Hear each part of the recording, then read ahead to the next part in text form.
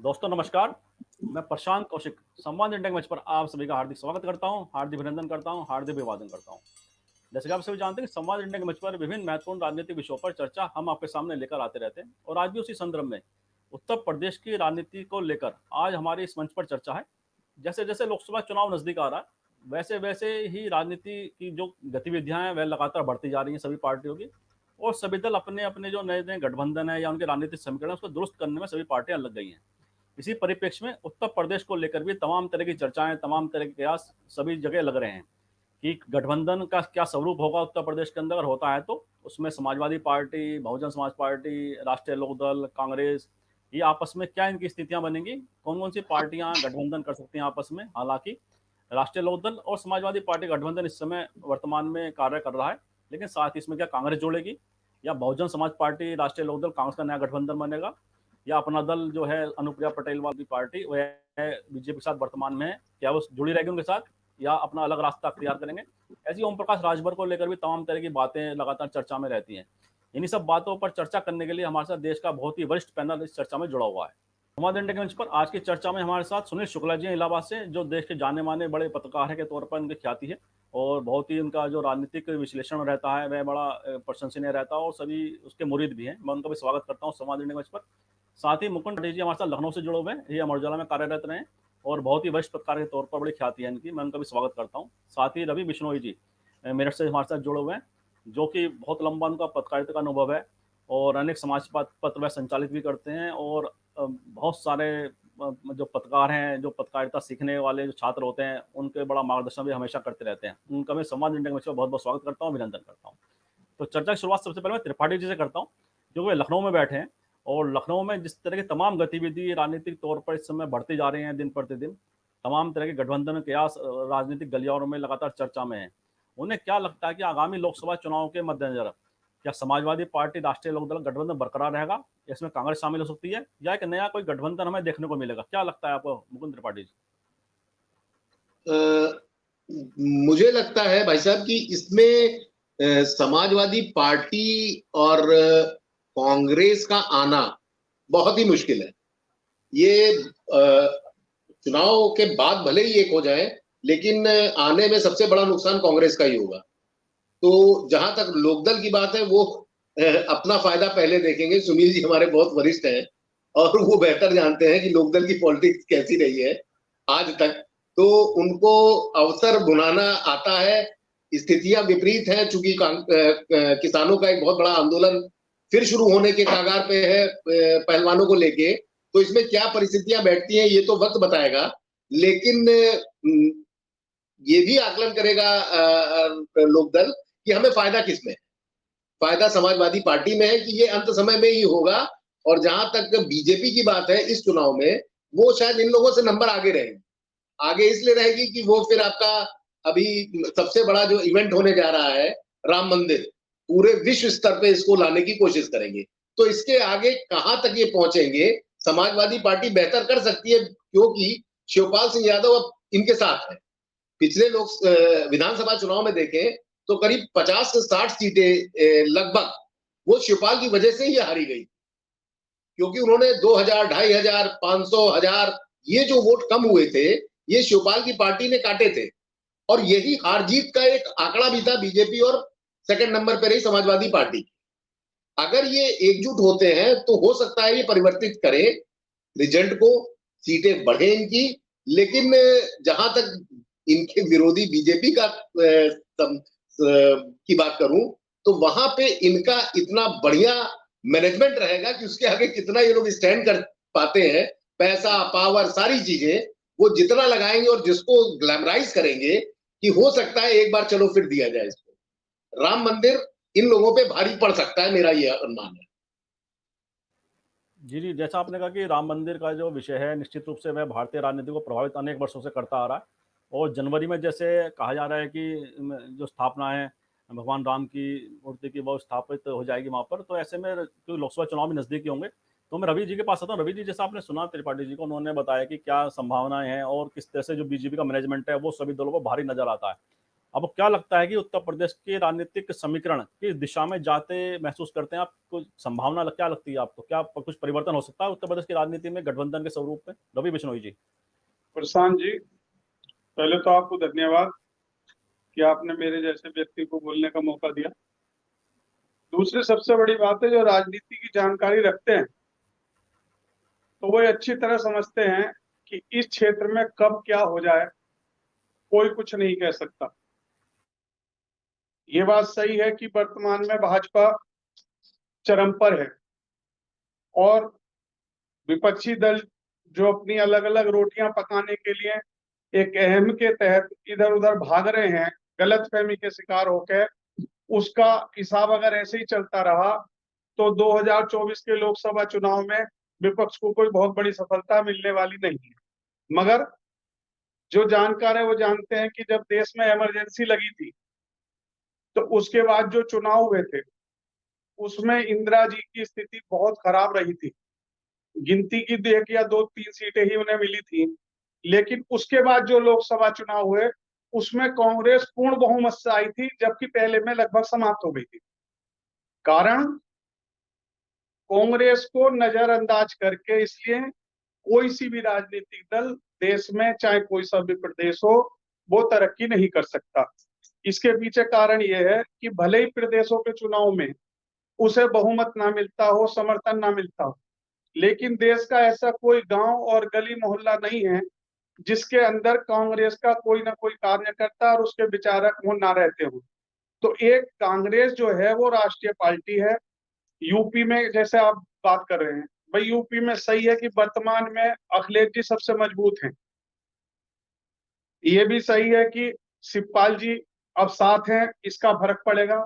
लेकिन सबसे बड़ा फर्क जो विधानसभा चुनाव में भी पड़ा था, भले ही राष्ट्रीय लोकदल ने 8 सीटें जीती हो, मगर आप ये बता दें आपको कि उन 8 सीटों के चक्कर में सपा को काफी लाभ मिला था, क्योंकि लोकदल का कार्यकर्ता, उसका विचार रखने वाला भले ही देश में कम हो, मगर प्रदेश के हर जिले में कुछ लोग ऐसे हैं जो चौधरी चरण सिंह के प्रति आज भी आस्था रखते हैं और उन्हीं के नाम पर आगे चल के राजनीतिक इस परिस्थितियों पर विचार कर वोट देते हैं। तो मेरा सीधा सीधा मानना है कि अगर 2024 के लोकसभा चुनाव में विपक्ष को कुछ करके दिखाना है या अपनी स्थिति मजबूत बनानी है तो खासकर सपा को सोच समझ कर निर्णय लेना पड़ेगा और ये सोचना पड़ेगा कि कांग्रेस, जैसे परिवार में एक बड़े भाई और छोटे भाई होते हैं, कांग्रेस को बड़ा भाई मान के चलना ही पड़ेगा। विधानसभा चुनावों की परिस्थिति अलग होती है, लोकसभा चुनाव की परिस्थिति अलग होती है, इसलिए उन्हें सबको साथ लेकर चलने की जिम्मेदारी अखिलेश जी की है। और मैं समझता हूं अखिलेश जी समझदार भी हैं, होशियार भी हैं, और इसका सबूत जो है वो राष्ट्रीय लोकदल के राष्ट्रीय अध्यक्ष चौधरी जयंत चौधरी जी को उन्होंने चुनाव के बाद तुरंत राज्यसभा भी दी। ये उनकी अच्छी सोच का परिणाम है कि वो विपक्ष को एकता में बांधने के प्रयास कर रहे हैं। जी प्रशांत जी। जी जी, बिल्कुल ठीक कहा आपने। कहीं ना कहीं समाजवादी पार्टी के जो मुखिया हैं उन्हें बहुत सारी चीज़ें सोचनी पड़ेंगी और जो अहम का है कहीं ना कहीं वो भी त्यागना पड़ेगा। और मैं सुनील जी के पास आता हूँ। सुनील, जैसा आपने सुना और वर्तमान की जो स्थिति को हम देख रहे हैं उसमें एक बात ये निकल के आती है, कई बार चर्चा ये रहती है कि समाजवादी पार्टी और कांग्रेस के बीच में जो गठबंधन है हो सकता है वह संभव ना हो पाए। लेकिन दूसरी तरफ जैसे रवि जी ने कहा कि ये भी एक आवश्यक है, अगर लोकसभा चुनाव में उन्हें मजबूती से बीजेपी का सामना करना है, उनसे लड़ना है, तो कांग्रेस के साथ उन्हें आना पड़ेगा। तो ये जो भ्रम की स्थिति है ये क्या दर्शाती है? क्या इसमें संभावना आप देखते हैं? धन्यवाद प्रशांत जी। भ्रम की स्थिति कुछ भी नहीं है। यह बिल्कुल साफ है कि अगर भारतीय जनता पार्टी से लड़ना है, हारना जीतना तो अलग की बात है, अगर लड़ना है तो कोई एक अकेली पार्टी उत्तर प्रदेश में भारतीय जनता पार्टी से नहीं लड़ सकती। भारतीय जनता पार्टी का जो संगठन है, जितने संसाधन हैं, जितना उनका नेतृत्व, जिस तरह का नेतृत्व उनके पास है, तो किसी भी राजनीतिक दल के पास वो ताकत नहीं है उत्तर प्रदेश में। चाहे वो समाजवादी पार्टी हो, चाहे वो रालोद हो, चाहे कांग्रेस हो, चाहे बीएसपी हो, चाहे चंद्रशेखर रावण हो, कोई भी हो, किसी की ताकत नहीं है। लेकिन मिल करके लड़ने की ताकत सबके पास है। सवाल है ये अब इस समय राजनीतिक दलों के सामने स्थिति है कि वह गैर भाजपा गठबंधन का चाहते हैं या गैर कांग्रेस गठबंधन चाहते हैं। दोनों में से एक को चुनना पड़ेगा। अगर आप अगर भाजपा से लड़ने के मन स्थिति में हैं, आप भारतीय जनता पार्टी को चुनावी चुनौती देना चाहते हैं, तो कोई ना कोई गठबंधन तो करना पड़ेगा। और वह कोई भी गठबंधन गैर कांग्रेस नहीं हो सकता। कांग्रेस को अलग रख करके कोई भी गठबंधन भारतीय जनता पार्टी को वो चुनौती नहीं दे सकता जिसकी लोग उम्मीद कर रहे हैं। आज देश में चाहे प्रदेश में अगर भारतीय जनता पार्टी के खिलाफ कोई एक राजनीतिक माहौल बना है तो उसमें कांग्रेस की सबसे बड़ी भूमिका है। कांग्रेस के नेता राहुल गांधी की बड़ी भूमिका है। राहुल गांधी ने अपने भारत जोड़ो यात्रा के दौरान जिस तरीके से सरकार की विफलताओं को लोगों के सामने रखा, समाज के सही वर्गों से जिस तरह से मुलाकात की और लगातार सड़कों पर चलते हुए सीधा संवाद कायम किया, उससे बड़ी भूमिका अदा की है भारतीय जनता पार्टी सरकार के खिलाफ एक माहौल बनाने में।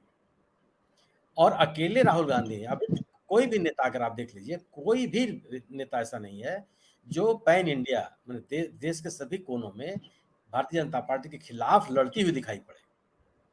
लोगों को लग रहा हो कि कोई ये पार्टी है जो भारतीय जनता पार्टी से लड़ रही है, सरकार की विफलताओं को लोगों के सामने रख रही है, सरकार जनता के मुद्दों की जो सरकार के द्वारा अनदेखी की जा रही है उसको वो सामने ला रही है। या अगर आप देखेंगे तो कांग्रेस के अलावा अन्य कोई पार्टी है नहीं। और जितने भी तरीके थे विपक्षी दलों को डराने के, उनको दबाव में लेने के, धमकाने के, वो तमाम हथकंडे अपनाए गए कांग्रेस के साथ, लेकिन कांग्रेस ने अपना जो रवैया था भाजपा के खिलाफ उसको छोड़ा नहीं और एकदम लगातार आक्रामक है। और लोगों के बीच में कांग्रेस एक पसंद बन के उभरी है। हाल का कर्नाटक का चुनाव और हिमाचल का चुनाव, ये दो विधानसभा के चुनाव आपके सामने हैं। लोगों ने आगे बढ़ करके कांग्रेस को भारतीय जनता पार्टी के खिलाफ चुना और बड़े पैमाने पर मतदान किया। अगर कर्नाटक के सभी इलाकों में भारतीय जनता पार्टी को कांग्रेस ने हराया है तो ये आपको मानना पड़ेगा कि कांग्रेस की जन स्वीकृति बढ़ी है। यह स्थिति हिमाचल में भी आई। तमाम प्रयासों और भारतीय जनता पार्टी के साथ लड़ना आसान काम नहीं है। यह तब तक संभव नहीं है जब आप लड़ते हुए दिखाई पड़े, आपके पास संगठन भी हो और जनता के बीच में आपकी स्वीकृति भी हो। कांग्रेस ने इसको स्थापित किया। इसके अलावा अगर आप देखिए कि जो पिछले दिनों उपचुनाव हुए, अगर राजस्थान के किसी भी विधानसभा उपचुनाव में कांग्रेस नहीं हारी है, इसका मतलब कि अभी कांग्रेस की जन स्वीकृति है। अगर महाराष्ट्र में कोई ऐसी विधानसभा क्षेत्र, कस्बा पेट, जो 1995 के बाद से कभी भी बीजेपी नहीं हारी थी, अगर वह विधानसभा का उपचुनाव कांग्रेस हार जाती है, बीजेपी हार जाती है और कांग्रेस जीत जाती है, तो इसका इस जनादेश का एक राजनीतिक संदेश है। अगर पश्चिम बंगाल में जब से टीएमसी यानी ममता जी जब से पश्चिम बंगाल में सत्ता में आई हैं, कोई भी विधानसभा का उपचुनाव हारी नहीं है किसी भी जिले में। लेकिन अगर मुर्शिदाबाद के उपचुनाव में कांग्रेस चुनाव जीत जाती है और टीएमसी को हारना पड़ता है, तो इसका एक राजनीतिक संदेश है। गोया कि लोगों के बीच में कांग्रेस की स्वीकृति बढ़ रही है और एक बड़ा वर्ग है जो भारतीय जनता पार्टी से संतुष्ट है, उसके विकल्प के रूप में कांग्रेस लोगों के सामने आई है।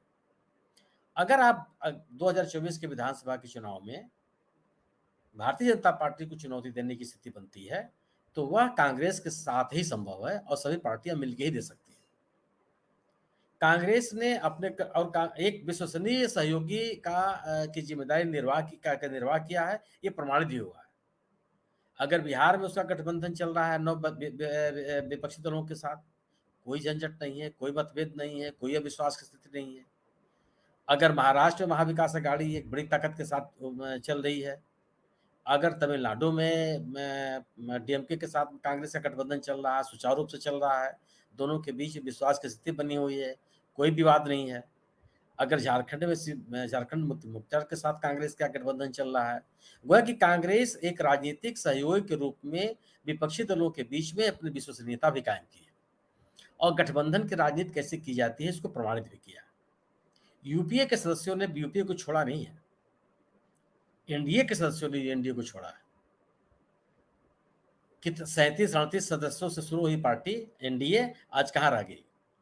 आज एनडीए को अपने सदस्य खोजने पड़ रहे हैं और कोई भी बड़ी पार्टी जो सिग्निफिकेंट है अपने राज्य में हाथ मिलाने के लिए तैयार नहीं है, एनडीए में शामिल होने के लिए तैयार नहीं है। और भारतीय जनता पार्टी मजबूर हो रही है 2024 के चुनाव में उसको कुछ न कुछ सहयोगी चाहिए। अब आप कोई ऐसा राज्य नहीं है, एक गुजरात को छोड़ दीजिए अगर आप, तो कोई ऐसा राज्य नहीं है जहां भारतीय जनता पार्टी के सामने चुनौती नहीं है, राजनीतिक चुनौती नहीं है, बड़ी चुनौती नहीं है।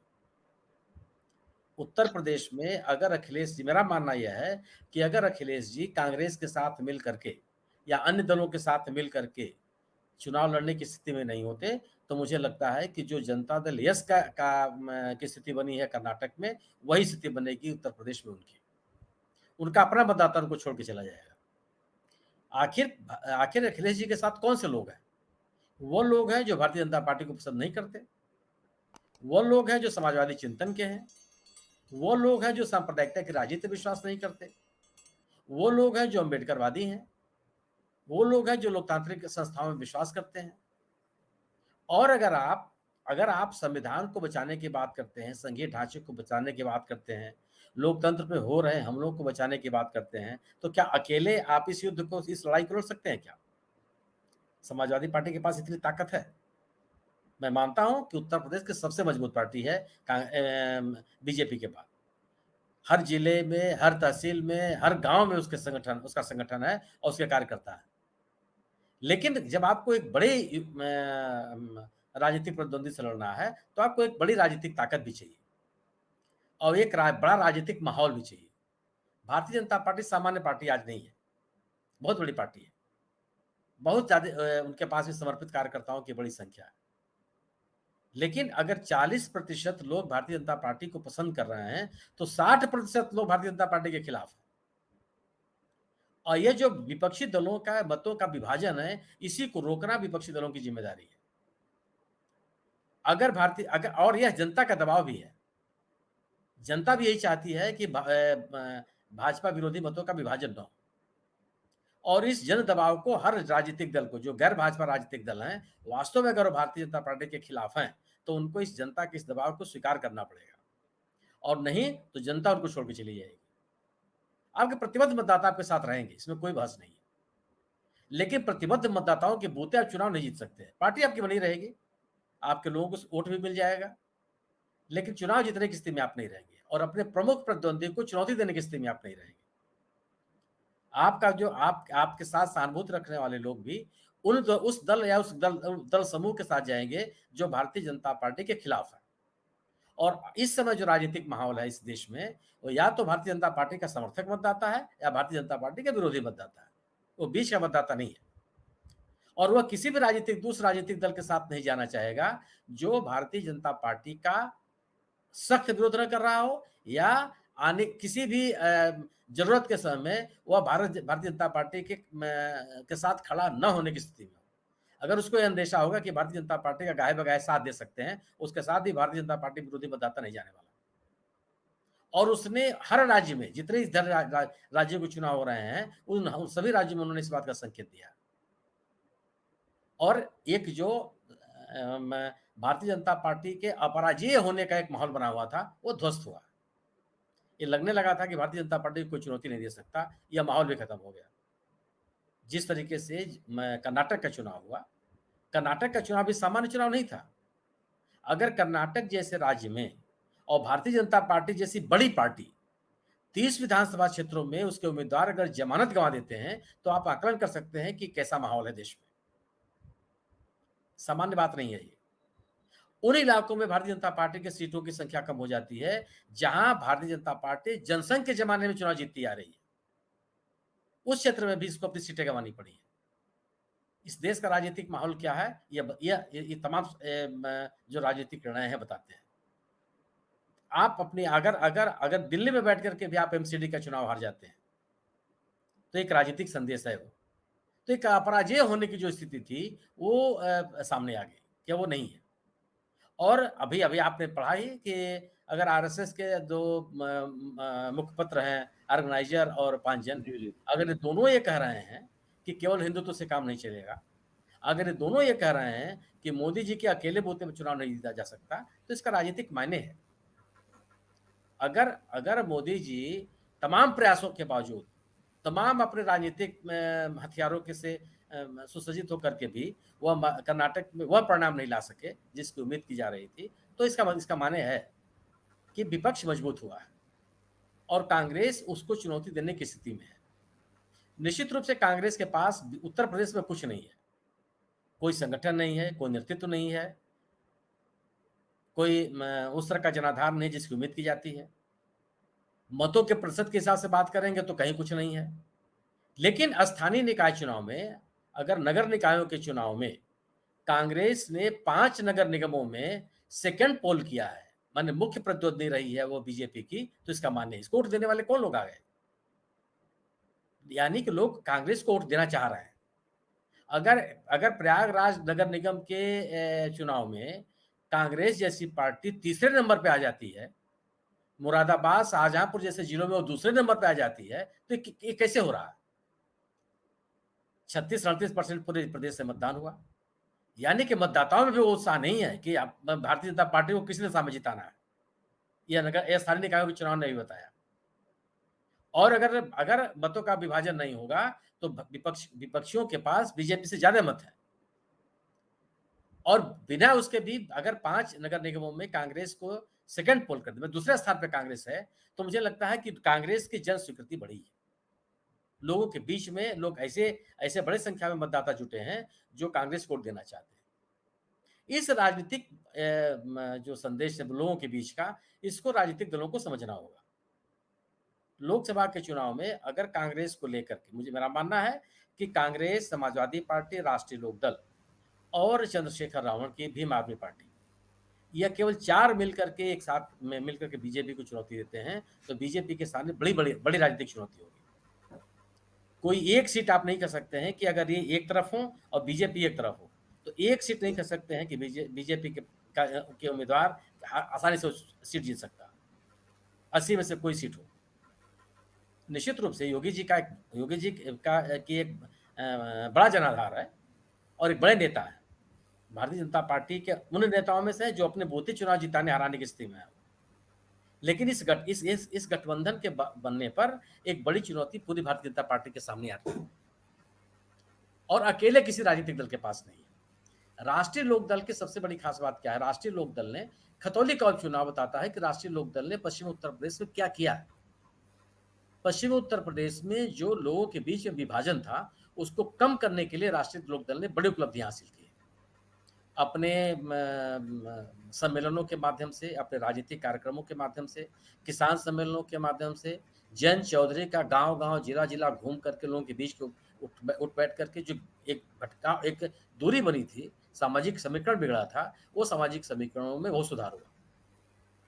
और ये खतौली का विधानसभा का उपचुनाव और नगर निकाय के चुनाव, इन दोनों चुनावों में ये परिलक्षित हुआ है। जी, भले सभी नगर निगमों में मेयर का चुनाव भारतीय जनता पार्टी जीत गई हो, लेकिन नगर पंचायतों में और नगर पालिकाओं में विपक्षी दलों ने बहुत अच्छी सफलता हासिल की और बीजेपी की तुलना में दोनों का अगर आप मिला देंगे तो उनकी संख्या ज्यादा है। मेरा अपना ये मानना यह है कि कोई भी एक राजनीतिक दल अकेले भारतीय जनता पार्टी को हराने की स्थिति में नहीं है, लेकिन अगर गठबंधन बनता है तो वह भारतीय जनता पार्टी के सामने वो गठबंधन बड़ी चुनौती प्रस्तुत करेगा। जी बिल्कुल ठीक कहा आपने कि गठबंधन का बनता है तो गठबंधन का व्यापक रूप कहीं ना कहीं उसका दिखाई देता है, मतदाताओं पर प्रभाव दिखाई देता है। तो मुकुंद जी, जैसा आपने सुना, सुनील जी ने बड़े विस्तृत तरीके से पूरी इसके संदर्भ की व्याख्या की। अब क्या लगता है कि जो उन्होंने कहा कि अगर समाजवादी पार्टी, राष्ट्रीय लोकदल, कांग्रेस और चंद्रशेखर रावण वाला जो उनकी जो पार्टी है, अगर वो एक साथ आ जाते हैं तो ज्यादा प्रभावशाली मतदाताओं पर उनका असर दिखाई देगा, या इसमें मायावती की जो बहुजन समाज पार्टी है, मायावती जी की जो राजनीतिक जो भूमिका है कई वर्षों से जो देख रहे हैं हम, वह जिस तरह से अलग थलग एक अपना राजनीति करती दिखाई देती हैं और ऐसा लगता है कि कहीं ना कहीं चर्चा रहती है कि वह बीजेपी के लिए ही कहीं ना कहीं साइलेंट रूप से काम करती दिखाई देती हैं। ऐसे में मायावती का रोल आप किस दिशा में देखते हैं? क्या वह कुछ भूमिका लोकसभा चुनाव में निभाने जा रही है या उसका कुछ प्रभाव दिखाई देगा यूपी की राजनीति पर? क्या लगता है आपको?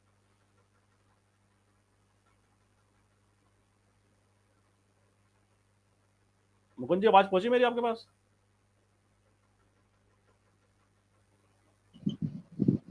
हेलो, हाँ भाई आपसे प्रश्न था, मेरी आवाज पहुंची आपके पास? बताइए, एक बार दोबारा रिपीट कर दिए। जस्ट सुनील जी ने कहा कि जिस तरह से गठबंधन का जो स्वरूप है उत्तर प्रदेश के अंदर, और उन्होंने उसमें जी। कहा कि राष्ट्रीय लोकदल कांग्रेस और समाजवादी पार्टी चंद्रशेखर रावण अगर ये एक साथ मिल जाते हैं तो ज्यादा प्रभावशाली भूमिका इनकी बन सकती है। लेकिन साथ ही अगर बिल्कुल ठीक मायावती की कहा। तो भी, जी, साथ ही मैं समझ गया, समझ गया। जी जी मायावती तो मायावती तो साथ नहीं आने वाली, लेकिन सुनील जी ने बिल्कुल ठीक कहा कि अगर ये चारों एक साथ हो जाते हैं तो फिर कोई भी, सही कहा उन्होंने, कि एक भी सीट ऐसी नहीं रहेगी जहां पे वो 100% गारंटी के साथ अपने कैंडिडेट को कहे कि जीता हुआ कैंडिडेट है, क्योंकि वहां पॉलिटिक्स बिल्कुल दूसरी हो जाएगी। और जो उन्होंने चीजें, उससे बिल्कुल सहमत हूं कि 37-38% पे सरकार बनती है केंद्र में और बाकी सब इनके विरोधी है। आज की डेट में जो चला आ रहा है, कर्नाटक सब बोल ही चुके हैं भाई साहब, तो सीधी बात है कि आज की डेट में विपक्ष को जब एकजुट हो जाएगा, और हार कहां और जीत कहां, सिर्फ 40-50 सीट है, वही इनकी हार कर देगी और वही इनको जीता देगी। अगर लोकसभा में इनको पूरे 300 सीटों और 267 सीटों और 340 सीटों पे नहीं लड़ना, इनको विपक्ष अगर 40 सीट इनको हराता है आज की स्थिति में, तो इनकी सरकार देगी। और फिर विपक्ष, मुझे लगता है कि अभी गठबंधन होना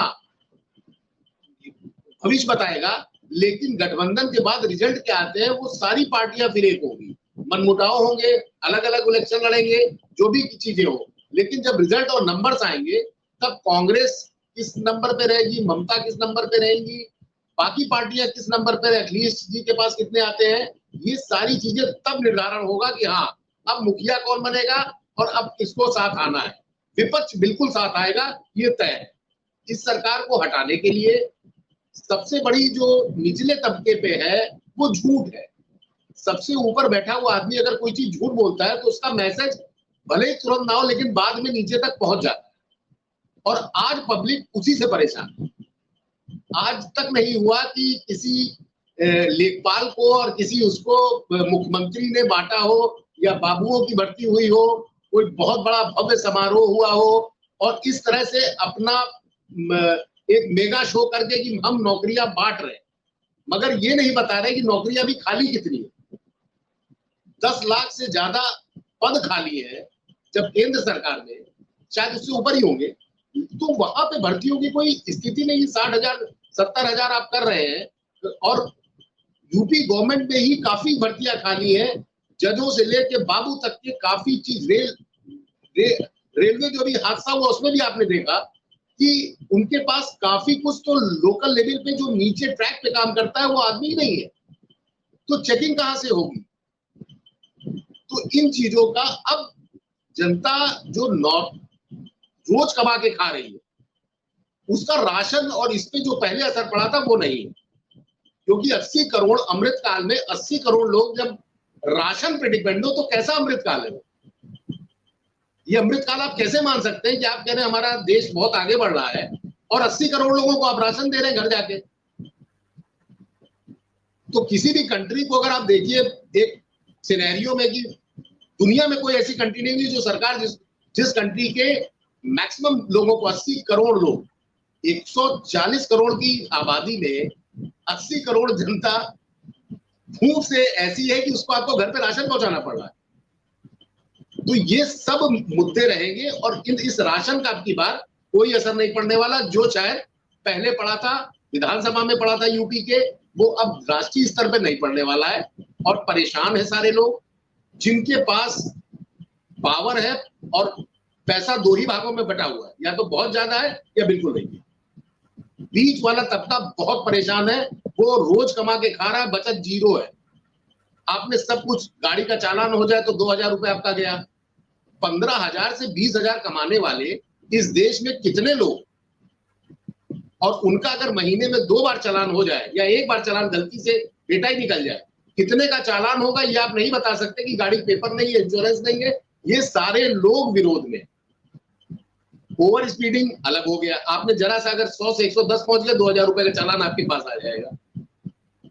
चारों तरफ से सिर्फ उगाही है, सिर्फ पैसा लिया जा रहा है। आपको दे क्या रहे हैं आप ही के पैसे से, आप ही के, हमारे आपके पैसे से, टैक्स के पैसे से 80 करोड़ लोगों को राशन दे रहे हैं, जिसका कोई डाटा नहीं है कि वास्तव में उन लोगों को जरूरत है कि नहीं है। इसका कोई डाटा नहीं।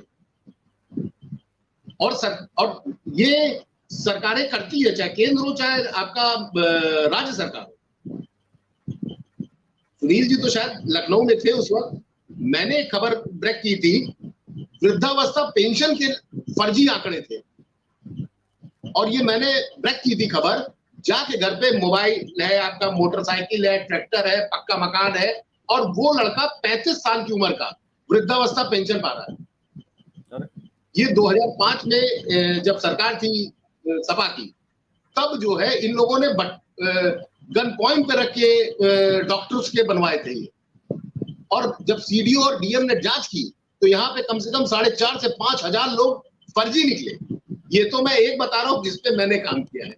अगर आप इसी चीज को देखें, मैं तो वृद्धावस्था पेंशन की बात कर रहा हूँ, लेकिन ये जो राशन जा रहा है, ये किस क्वांटिटी और कितने लाख करोड़ का जा रहा है, इसमें से कितनी बंदरबाट हो रही, कौन वास्तव में जिसको जरूरत हो आप दीजिए।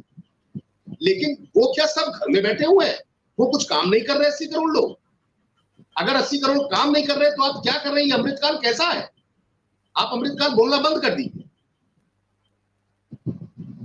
कुल मिला के ये है कि एक जिसे कहिए कि आप प्राइवेटाइज एक मेगा शो होता है किसी भी इवेंट का, तो वो इवेंट वाली सरकार है मुझे जहां तक लगता है। लोग भी अब ये जान चुके हैं कि कोई भी चीज हो, इवेंट होता है, बड़ा इवेंट होता है, करोड़ों रुपए पीएम के एक मूवमेंट पे मिनिमम 22 से 25 करोड़ रुपए खर्च हो जाता है। और जब 25 करोड़ होता है, और कितने इवेंट होते हैं हर महीने,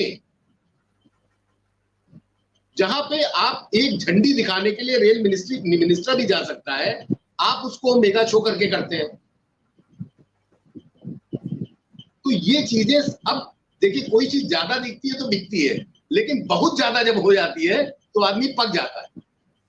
और जब आप सच बोलेंगे और सच करेंगे तब तो समझ में आएगा। आप सिर्फ हिंदुत्व हिंदुत्व हिंदुत्व, आदमी चढ़ गया हिंदुत्व सुन के। बेटा हिंदुत्व की बात कर रहा है, बाप को घर चलाना मुश्किल हो रहा है। आज की दिक्कत ये है, यंग जनरेशन को पूरा डाइवर्ट किया, जो भी उनके पक्ष में। कायदे से सबका साथ सबका विकास आप कहते हैं, मगर एक वर्ग का आप कहते हैं ठीक है, दूसरे को कहते हैं आप इसको पाकिस्तान भेज दो। आप मुंह से नहीं बोलते, कोई भी मुद्दा हो, पहलवानों का हो, किसानों का, आपके मुंह से कुछ नहीं निकलता, एक शब्द नहीं निकलता।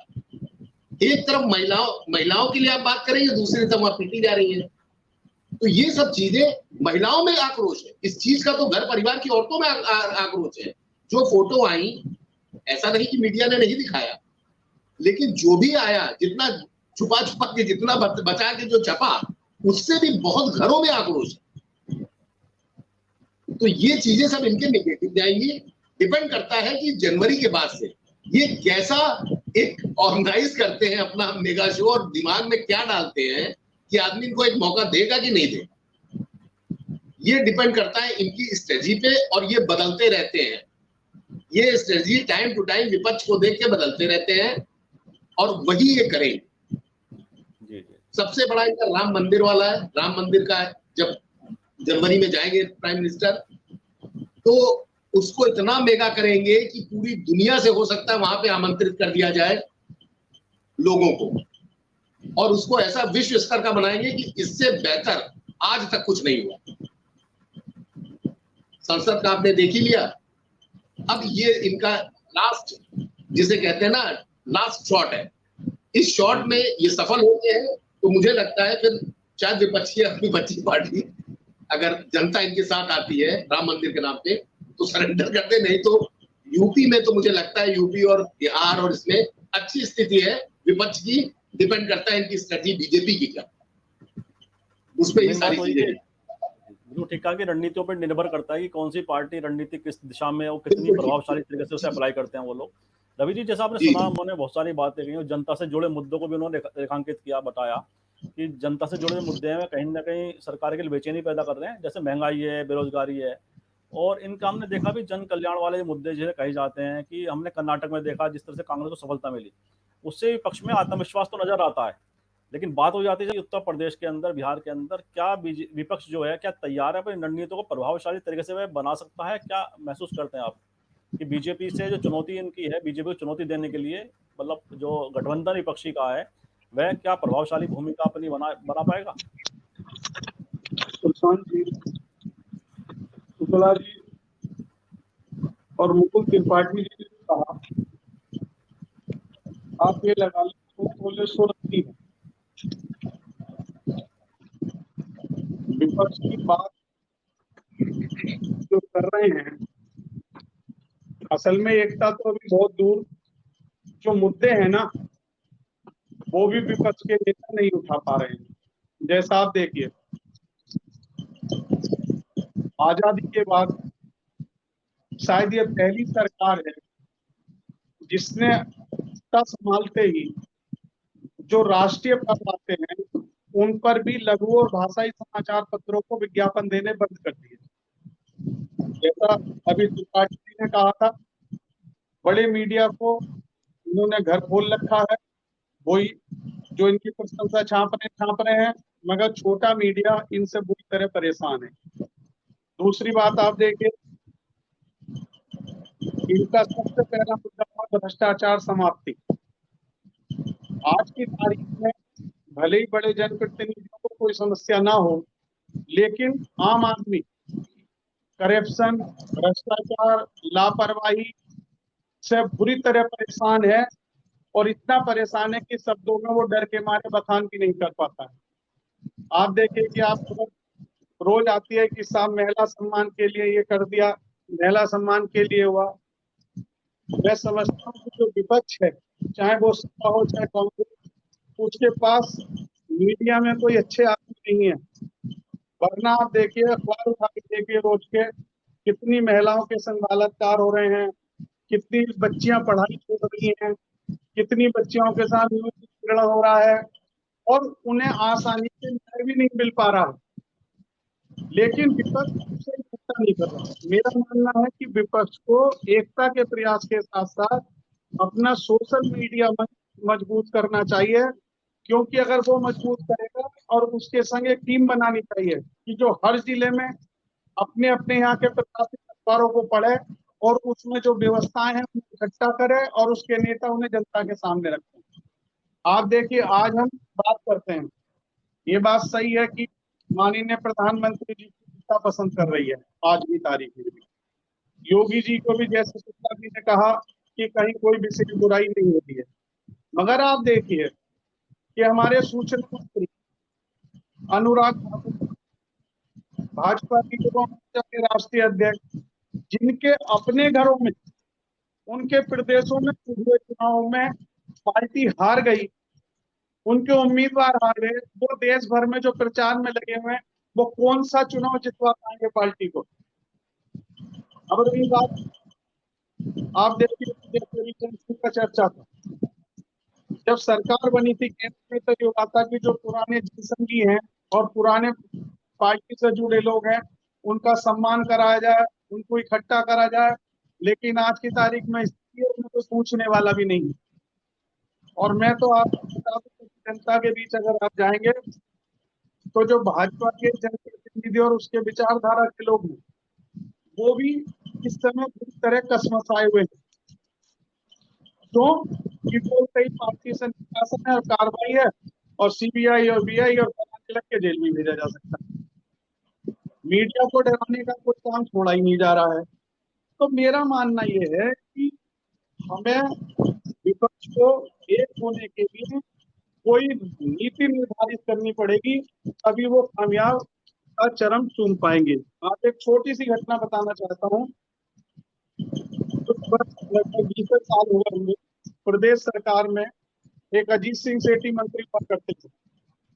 जब इंदिरा जी का पतन हुआ तो देश में एक माहौल बना, मगर आप राज्य में देखेंगे, वो मेरठ कैंट विधानसभा से चुनाव लड़ते थे।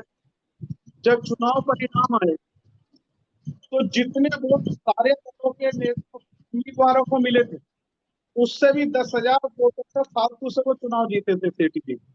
कहने का मतलब ये है कि मतदाता डरा हुआ भी नहीं है, ना उसमें घबराहट है, बस अब वो होशियार हो गया, वो बोलता नहीं, वो कहता है जो करना है करके दिखाऊंगा। इसलिए मतदाता बोल नहीं रहा है। जो चुनाव जैसे अभी हिमाचल के हुए और जगह हुए, आप देखिए दिल्ली के अंदर केंद्र सरकार बैठी है। जब चुनाव हुआ विधानसभा का, तो माननीय प्रधानमंत्री जी ने दिल्ली के बैठ के करी। उसके बाद केजरीवाल जी ने पंजाब में उन्होंने जीत लिया। तो कहीं भी मतदाता डरा हुआ नहीं है, हाँ वो सहमा हुआ है। क्योंकि ये जो रोज साहब उसमें जरा सा बोला तो सीबीआई पड़ गई, किसी पत्रकार ने कुछ पूछ लिया तो स्मृति ईरानी नाराज हो गई, हड़का हड़का दिया। तो ये सब चीजें ऐसी हैं कि इनको लेके बोल तो खराब हो रहा है, मगर आदमी घबरा रहा हो या डर रहा हो ऐसा कुछ नहीं है। आप देखिए राजीव गांधी जी हैं, लोग उन्हें पप्पू कहा करते हैं, लेकिन देश में शायद विपक्ष का मुद्दा ऐसा है, चाहे तो जादू की झप्पी का मुद्दा हो, चाहे भारत जोड़ो यात्रा हो। कल ही वो विदेश में घूम रहे थे, 200 किलोमीटर के आसपास की यात्रा कर रहे थे, जनता के घर जाके सड़क खा रहे हैं। यही राजनीति का मुद्दा होता है कि जनता की नब्ज को समझा जाए। तो नब्ज को समझने की वो कोशिश कर रहे हैं। और मेरे को लगता है कि अगर अखिलेश जी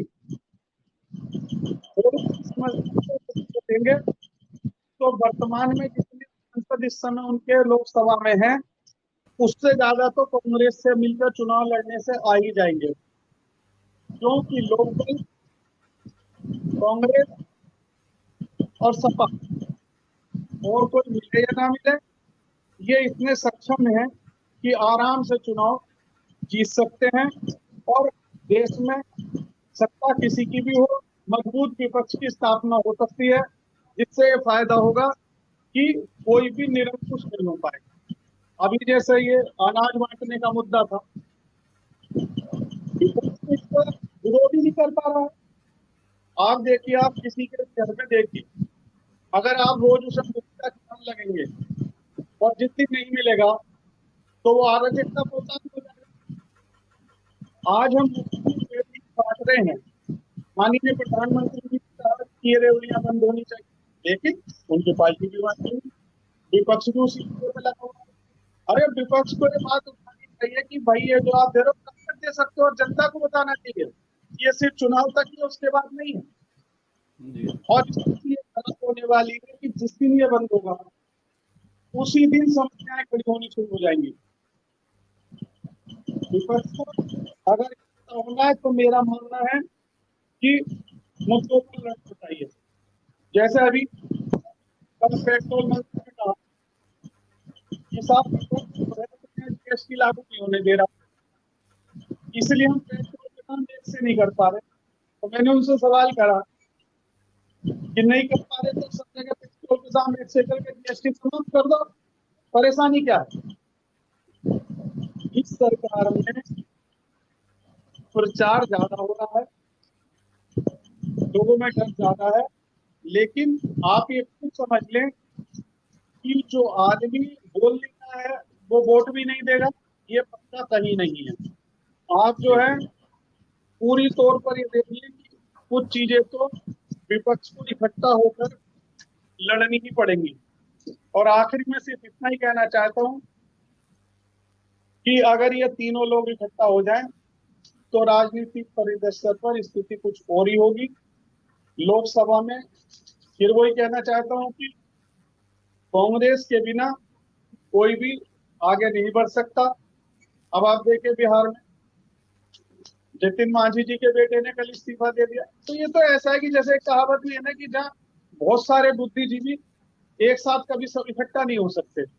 जैसे मेंढक है, हम कितना इकट्ठा करने की कोशिश, एक उतर के भाग जाएगा, दूसरा उतर के भाग जाएगा। ऐसे ही बुद्धिजीवी भी है हमारे, वो एक साथ क्योंकि विचारधारा मिल ही नहीं सकती, इसलिए सबकी चिंता करने की बजाय समान विचारधारा जिनकी है उन्हें थोड़ा सा अहम और लालच कि हम ज्यादा सीटों पर चुनाव लड़ें। भाई ज्यादा पे लड़के भी क्या कर लोगे अगर चुनाव ही नहीं जीत पाओगे तो। पहले सपा ने अलग लड़ा, अकेले लड़ा, क्या मिल गया? लोकदल ने लड़ा, क्या मिल गया? जयंत चौधरी जी भी हार गए, जोशी जी भी हार गए। तो अब तो सब मिलके लड़ने में ही फायदा है, और तभी विपक्ष जो है मजबूती से टक्कर दे सकता है।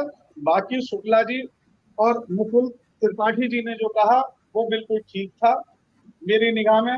यही होना चाहिए और यही होगा, तभी हम आगे बढ़ सकते हैं। जी जी धन्यवाद। बिल्कुल ठीक कहा आपने। जी बिल्कुल सही कहा आपने। विपक्षी एकता तो बहुत जरूरी है, और विपक्षी जो दल हैं उन्हें भी अपने अहम अहम छोड़ने पड़ेंगे, अपने लालच छोड़ने पड़ेंगे। मैं सुनील जी की बात, सुनील जी से एक तो चर्चा में सामने निकल रहा है जो जनहित से जुड़े मुद्दे हैं, चाहे महंगाई के मुद्दे हों या दूसरे विषय हों, रोजगार का विषय हो, और साथ ही विपक्षी दलों की जो आपस में ईगो का टकराव है, जो उनका आपस में एक अहंकार का टकराव है, कहीं ना कहीं वह भी आड़े आता है, और उसको दूर करना पड़ेगा उन्हें। बड़े भाई छोटे भाई की जो भूमिका है ये तय करनी पड़ेगी प्रैक्टिकल तौर पर उन्होंने, अगर बीजेपी का मुकाबला उन्हें करना है। तो आपको क्या लगता है, पूरी चर्चा के या उसके समीक्षा की हम बात करें, कि विपक्षी दलों का जो गठबंधन है उत्तर प्रदेश के अंदर, वह कुछ संभावनाएं कितनी मजबूत उसमें देख रहे हैं आप? और मायावती जी, जो मैंने बात की थी कि मायावती का जो रोल है राजनीति में, उत्तर प्रदेश की राजनीति में खासकर, वह क्या लगता है आपको? उससे क्या संकेत मिलते हैं? सुनील शुक्ला जी। कोई भी राजनीतिक दल अगर लोगों की इच्छाओं के अनुरूप अपनी राजनीतिक नीतियों को निर्धारित नहीं करता तो वो संदर्भहीन हो जाता है। आप मायावती जी को देखिए, बहुजन समाज पार्टी को देखिए यार। क्या बहुजन समाज पार्टी के बारे में कोई ये सोच सकता था कि उसको केवल एक सीट मिलेगी विधानसभा में? एक कल्पना के परे की बात थी। दूर दूर तक किसी के दिमाग में बात नहीं आती थी, लेकिन बहुजन समाज पार्टी उत्तर प्रदेश की विधानसभा में एक सीट पर सिमट गई, और वो भी एक सीट मेरे जैसे व्यक्ति का मानना है कि वह उमाशंकर सिंह की निजी जीत है, वो उससे बहुजन समाज पार्टी की कोई भूमिका नहीं है। गोया कि आपका मतदाता आपको छोड़ के चला गया। उसको ये लगने लगा कि जिस बात के लिए बहुजन समाज पार्टी बनी, जो उसके राजनीतिक मंतव्य थे, जो उसके राजनीतिक उद्देश्य थे, जो राजनीतिक सशक्तिकरण का उसका अभियान था, वो फेल हो गया। एक सामाजिक आंदोलन जो बन के उभरा, लोगों को एक राजनीतिक ताकत देने के लिए, वो विफल रहा। उसको उसके नेतृत्व ने विफल कर दिया। तो एक बड़े पैमाने पर लोगों ने अब जो जो उनके समर्थक थे उनको छोड़ के चले गए, और उस पार्टी के साथ चले गए जो अलग अलग टुकड़ों में बट गए। आप अपने प्रतिबद्ध मतदाताओं के बूते ही चुनाव नहीं जीत सकते हैं ना। बहुजन समाज, इसमें कोई दो राय नहीं है कि आज भी दलितों की सबसे सम्मानित नेता मायावती जी है, कोई भी बहस नहीं है, बहुत सम्मान है उनका। लेकिन सवाल यह है कि जिन लोगों का नेतृत्व आप करती हैं, या जो लोग आपकी में आस्था रखते हैं, वो किसी न किसी एक राजनीतिक उद्देश्य के लिए रखते हैं, एक किसी राजनीतिक विचारधारा के साथ आपके साथ प्रतिबद्ध है। एक सामाजिक आंदोलन से निकले हुए लोग हैं जो आपके साथ जुड़े हुए हैं। उस सामाजिक आंदोलन को आपने कमजोर करने की कोशिश की, और आप बहुजन समाज पार्टी विपक्ष में है। ये विपक्ष में रहने वाले दल से आप क्या उम्मीद करते हैं कि वह सत्तारूढ़ दल की कमजोरियों, खामियों और नाकामियों को लोगों के सामने रखे और उसके लिए संघर्ष करती हुई दिखाई पड़े? क्या बहुजन समाज पार्टी ने यह भूमिका अदा की? क्या बहुजन समाज पार्टी जो जिस राजनीतिक मंतव्यों के लिए चल रही थी, उन मंतव्यों को हासिल करने के लिए उसने कोई कार्रवाई की? वह भारतीय जनता पार्टी के साथ दिखाई पड़ने लगी। उसके राजनीतिक गतिविधियों से लगने लगा कि वह भारतीय जनता पार्टी की मदद कर रही है। तो जो लोग भारतीय जनता पार्टी के विरोध में हैं, वो बहुजन समाज पार्टी के साथ क्यों जाएंगे? आज जो दलित समुदाय है, समाज के पिछड़े वर्ग के लोग हैं, उनमें अपने आरक्षण को लेकर के एक चिंता बनी हुई है कि मेरा आरक्षण बचेगा कि नहीं बचेगा। सवाल यह है कि जब सरकारी नौकरी नहीं रहेगी तो आरक्षण कहां से मिलेगा? अगर कॉन्ट्रैक्ट पर संविदा के आधार पर लोगों को नौकरी दी जाएगी तो आरक्षण कौन देगा आपको? निजी क्षेत्र आपको आरक्षण देने के लिए तैयार नहीं है, और निजीकरण को सरकार रोज रोज प्रोत्साहन दे रही है। सार्वजनिक उपक्रम रोज बंद हो रहे हैं। मुकुल जी ने जो बातें कही कि लाखों की संख्या में पद खाली पड़े हुए, आप भर्ती कुछ नहीं करते। संघ लोक सेवा आयोग या उत्तर प्रदेश लोक सेवा आयोग या अधीनस्थ लोक सेवा आयोग के द्वारा चयनित जो अधिकारी कर्मचारी हैं, उनको आप नियुक्ति पत्र बांट रहे हैं। किसको आप बेवकूफ बना रहे हैं? जिसको आप नियुक्ति पत्र दे रहे हैं उसको पता नहीं है कि कौन सी नियुक्ति है ये, वो सरकार की दी हुई नौकरी है या लोक सेवा आयोग में वो चयनित हुआ है। जो खाली पड़े पद हैं, जो रिक्त पड़े पद हैं, उन पदों के भर्ती के लिए कोई आपने मेला लगाया, कोई नए पद आपने सृजित किए, कोई नया विभाग बना करके आप नई नौकरियां सृजित कर दी। फौज और अर्धसैनिक बलों और पुलिस में जो बड़ी पैमाने भर्तियां होती थी वो आपने कर लिया। पर लोगों को रोजगार की समस्या को कम करने के लिए आपने क्या किया? सवाल यह ना, आप और आपके की बात में कंट्राडिक्शन कितना है। मुकुल जी ने बात जो उठाई कि आप कहते हैं कि साहब दुनिया की 5वीं अर्थव्यवस्था हम हो गए हैं। अभी तो कुछ दिन पहले मैंने सुना कि लोग कहने लगे कि 3री अर्थव्यवस्था हम हो गए हैं। दुनिया की 3री अर्थव्यवस्था होने का दावा और 80 करोड़ लोगों को मुफ्त का राशन, ये दोनों बातें साथ चल सकती हैं क्या? अगर आपकी अर्थव्यवस्था इतनी बड़ी है कि दुनिया के पैमाने पर आप 3रे नंबर पर हैं और 80 करोड़ सरकार के द्वारा दिए गए राशन पे जिंदा है, ये दो बातें एक साथ कैसे चल सकती हैं? इतनी बड़ी अर्थव्यवस्था में अगर आपकी इतनी बड़ी अर्थव्यवस्था आपने बना ली तो क्या रोजगार के अच्छे अवसर आ गए, बाजार में मांग बढ़ गई, लोगों की क्रय शक्ति बढ़ गई, लोगों के जीवन यापन में गुणात्मक परिवर्तन आ गया, महंगाई कम हो गई, क्या हो गया? कोई एक ऐसी चीज हुई हो जिसमें आपका यह दावा ये लगे? हम मुकुल जी कुछ कह रहे हैं आप? सर मैं इसमें एक चीज और जोड़ना चाहता हूं, आप उस पर अपना विचार दीजिए। 2014 में 55 लाख करोड़ का कर्जा था, आज वो 1 लाख कितने हजार करोड़ का कर्जा हो गया, 1.5 लाख करोड़ का। आप देखिए 150 लाख करोड़ का, सॉरी। तो ये कर्जा जो लिया गया है, ये कर्जा गया कहां और क्यों लिया जा रहा है, इस पर सरकार कोई जवाब नहीं दे रही। इसको भी आप ऐड करिए, मुझे लगता है इस पे भी बोलना चाहिए। कौन सी अर्थव्यवस्था बना रहे हैं आप? जो देश का नागरिक है, जो मां के गर्भ में पल रहा है बच्चा, उसको भी आप कर्जदार बना के पैदा कर रहे हैं और उन कर्जों से मुक्त होने का कोई रास्ता के पास नहीं है। रोज एक नई कहानियां बना देते हैं। अयोध्या का राम मंदिर आप बना रहे हैं, बहुत अच्छा कर रहे हैं। अयोध्या का राम मंदिर सर्वोच्च न्यायालय बनवा रहा है, आप नहीं बनवा रहे हैं। भारत की सरकार बनवा रही है, भारतीय जनता पार्टी नहीं बनवा रही है। लेकिन वो मंदिर बनने के बाद वहां दर्शन पूजा करने की ताकत आपके पास तो हो, बस का किराया और रेल का किराया देने की आपकी हैसियत होता तो आप जा पाएंगे। क्या वह आपकी अर्थव्यवस्था आपको आर्थिक रूप से इतना सशक्त कर रही है? अगर आपका जो मुद्रा का रुपए का अवमूल्यन लगातार घटता चला होता जा रहा है, उस अवमूल्यन को रोकने के लिए आपने क्या किया? एक समय आप कहते थे कि भारतीय देश के प्रधानमंत्री और रुपए के डॉलर की तुलना में रुपए का मूल्य, ये दोनों के बीच में प्रतियोगिता चल रही है। आज किससे प्रतियोगिता चल रही है? और आप ये कहते हैं कि जब देश दुनिया में रुपए की कीमत गिरती है तो देश का सम्मान गिरता है। आज ये बात ही खत्म हो गई। ये वाकई लोग भूल गए। आप भूल गए हो, लोगों को याद है। आपने कहा था कि एक नया भारत आप बनाएंगे। कौन सा भारत आपने बना दिया? वह भारत जिसमें लोकतांत्रिक संस्थाएं प्रश्चिह्न में है, लोकतांत्रिक मूल्य प्रश्चिह्न में है, लोगों के सामने महंगाई और बेरोजगारी का जो संकट है उसके समाधान में कोई रास्ता नहीं है, अर्थव्यवस्था कैसे सुधरेगी इसकी कोई बात नहीं हो रही है। और आप सोचिए कि लोगों के बीच में किस तरह का माहौल आप बना रहे हैं। आप एक आंकड़ा आया है कि दक्षिण के राज्यों में 10+2 में साइंस पढ़ने वाले विद्यार्थियों की संख्या 70% से ऊपर है, और हमारे यहाँ उत्तर प्रदेश और बिहार जैसे इन राज्यों में जहां अयोध्या का राम मंदिर बन रहा है, वहां 10% से भी कम लोग साइंस पढ़ रहे हैं। अगर विद्यार्थियों में साइंस पढ़ने की ललक इस तरह से घटती जाएगी तो किस तरह का समाज आप बनाएंगे? रोजगार का अवसर कहां से बनेगा? अगर मल्टीनेशनल कंपनी ये कहती हैं कि हमें भारत में कुशल युवाओं की, तकनीकी प्रौद्योगिकी को जानने वाले, बेहतर तरीके से जानने वाले युवाओं की कमी महसूस होती है रोजगार देने के लिए, आप सोच लीजिए किस तरह की टिप्पणी है ये। यानी कि आप कोई भी चीज, अर्थव्यवस्था का सवाल हो, आपने कहा था कि आप किसानों की आय दोगुनी कर देंगे, किया क्या आपने?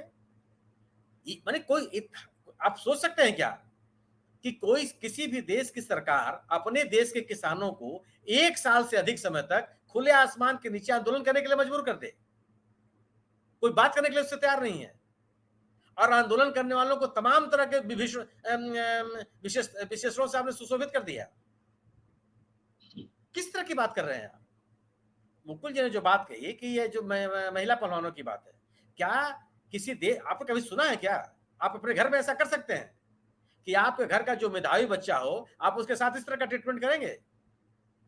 एक अच्छा लड़का जो अपनी परीक्षा में, अन्य चीजों में आगे अव्वल दिखाई पड़ रहा हो, आप तमाम खर्चों को काट करके उस बच्चे की जरूरतों को पूरा करते हैं। एक परिवार का जीवन जीने का तरीका है। और इस देश में क्या तरीका हो रहा है, जिन महिला पहलवानों ने दुनिया के पैमाने पर तिरंगे का सम्मान ऊंचा कर दिया, आप उनको सड़क पे घसीट रहे हैं, खुले आसमान के नीचे बैठने के लिए मजबूर हैं। आप यह भी नहीं लोगों को आश्वासन दे पा रहे हैं कि जो आरोप उनके हम उनकी जांच कर रहे हैं, हम किसी को संरक्षण नहीं देंगे, किसी को प्रश्न नहीं देंगे, यह भी आश्वस्त करने के लिए में आप कामयाब नहीं हो पा रहे हैं। तो किस तरह का समाज आप बना रहे हैं? शिक्षा की स्थिति आप देख लीजिए Prashant ji, public education system था, सरकार का सिस्टम था कि हम और आप विश्वविद्यालय की शक्ल देख लिए, आने वाले दिन जो आ रहे हैं बच्चे पढ़ नहीं पाएंगे, इतनी महंगी शिक्षा हो गई है। नया विश्वविद्यालय बना नहीं, पुराने विश्वविद्यालय की कीमत में अध्यापक नहीं है और उनकी फीस बढ़ती जा रही है। प्राइवेट विश्वविद्यालय में इतनी फीस है कि जाने के लिए सोच नहीं सकते आप। स्वास्थ्य की स्थिति देख लिए, आप ईश्वर से रोज प्रार्थना कीजिए घर में कोई बीमार न पड़े।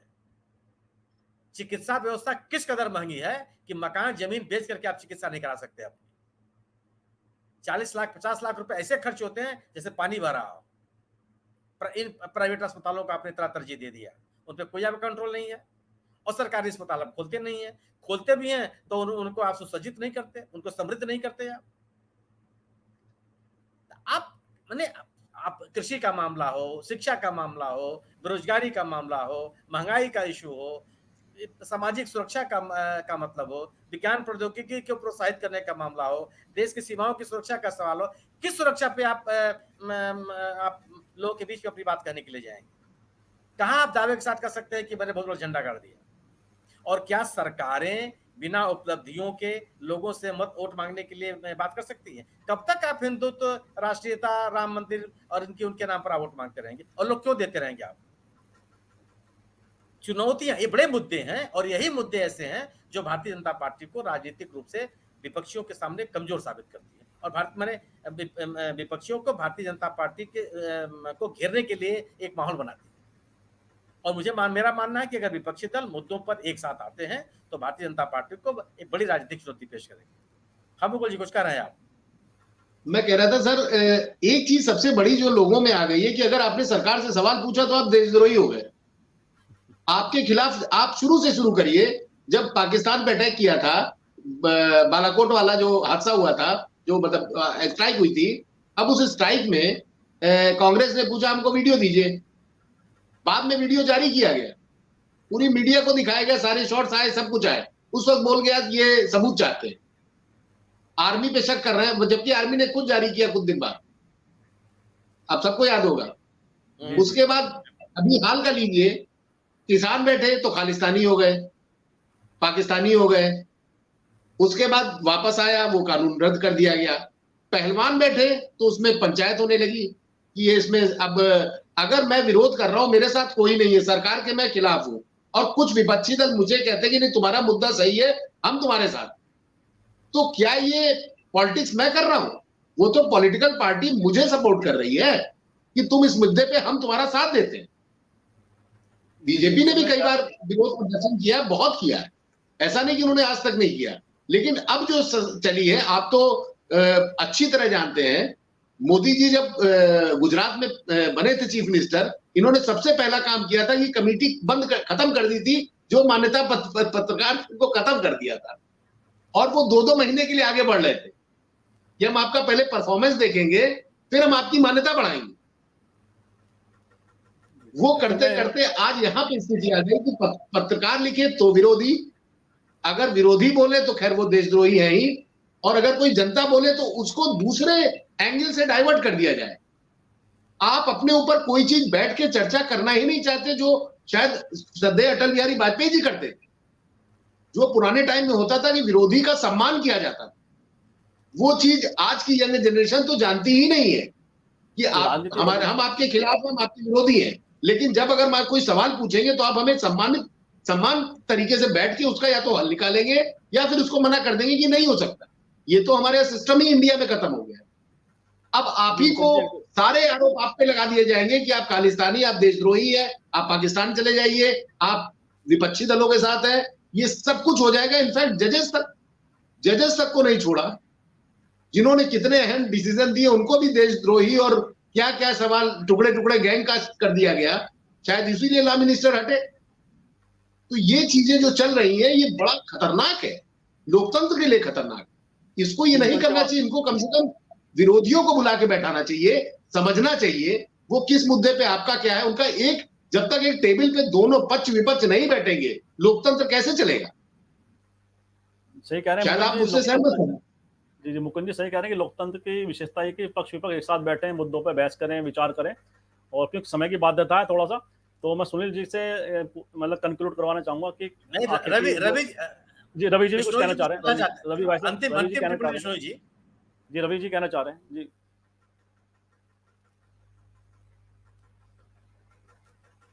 जी भाई साहब आवाज, माइक ऑन कर, माइक 1 मिनट मैं भी लूंगा बाद में शुक्ला जी के। जी नहीं पहले बोल दीजिए, आप पहले बोल दीजिए। अभी देखिए, अभी जैसे त्रिपाठी जी ने कहा मान्यता प्राप्त पत्रकारों का मुद्दा, थोड़ा ये सरकार और सरकारों ने दिया। इस सरकार ने आज तक रेलवे में जो फ्री यात्रा मिलती थी पत्रकारों को, आज तक भी नहीं खोली है, बंद कर दिया उसको। जहां तक अयोध्या का मुद्दा है, आप कल्याण सिंह जी की सरकार को देखिए, जब वो प्रकरण हुआ तो सरकार पूर्ण बहुमत में थी। उसके बाद जब चुनाव हुए तो भाजपा की 40 सीटें कम आई थी। तो जरूरी नहीं है कि अयोध्या का मुद्दा भी कोई बहुत बड़ा लाभ सत्ताधारी दल को दिलवा पाएगा। दूसरी बात, छिप जा रहा है, आप थोड़ा पीछे हो जाइए, थोड़ा पीछे हो जाइए जी, आप पीछे। अच्छा, दूसरी बात आप देखिए कि जो भ्रष्टाचार वाली बात, आपके ही शहर में जो है प्राधिकरण और नगर निगम की क्या स्थिति है, लेकिन केंद्र और प्रदेश सरकार उन्हें अच्छे और स्मार्ट नगरों के प्रमाण पत्र बांट रही है, जिन अधिकारियों पर करोड़ों करोड़ों रुपए के आरोप।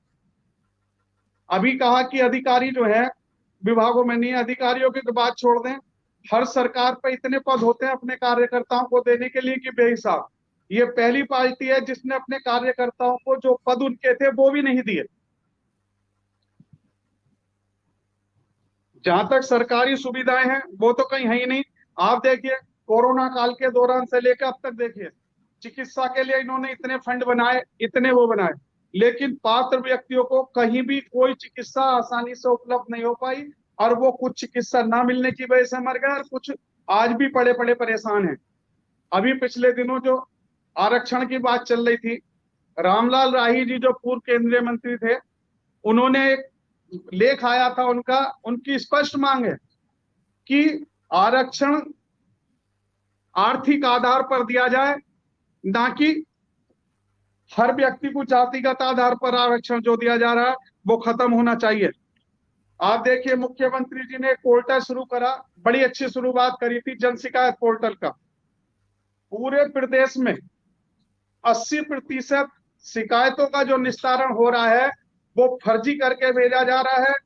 खूब उसकी शिकायतें भी हो रही, खुद माननीय मुख्यमंत्री जी जान चुके हैं, लेकिन कोई कार्रवाई नहीं हो रही। तो जहां तक सरकार की भ्रष्टाचार मुक्त सरकार की बात है, वो क्या हो रहा है, कैसे हो रहा है, वो किसी को बताने की जरूरत नहीं है। धन्यवाद। जी तो मैं सुनील जी के पास आता हूँ। सुनील जी, कार्यक्रम को पूरा एक विस्तार भी मिल गया है, अलग अलग मुद्दों पर कार्यक्रम चला भी है, और लेकिन समीक्षा के तौर पर मतलब आप पूरा कंक्लूड किस तरह से करेंगे, आप क्या लगता है आपको?